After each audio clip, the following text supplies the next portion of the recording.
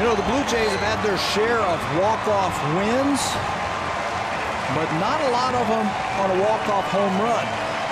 They got one last year by Edwin Encarnacion against the Brewers, and they get their first one of 2015 courtesy of Josh Donaldson. Good game all around for the Blue Jays as Donaldson picks up his third hit of the game.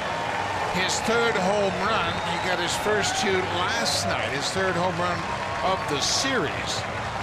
But overall, Blue Jays really had a team effort with Valencia and Donaldson having a big day, and Donaldson capped it all off. He delivers. The ball rocked deep left center field. Long high drive. Back is the left fielder, Young. Yes, sir, a walk-off home run. Josh Donaldson has just won it 6-5 and 10 over Atlanta.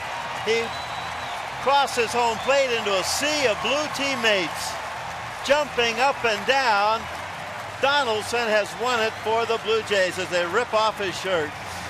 Well, you know, Josh Donaldson was brought here for a reason. He is one of the best sluggers and one of the best third basemen in baseball. And it took him a while to go deep for the Blue Jays, Jerry, but he's got his third already, and he did it in style today.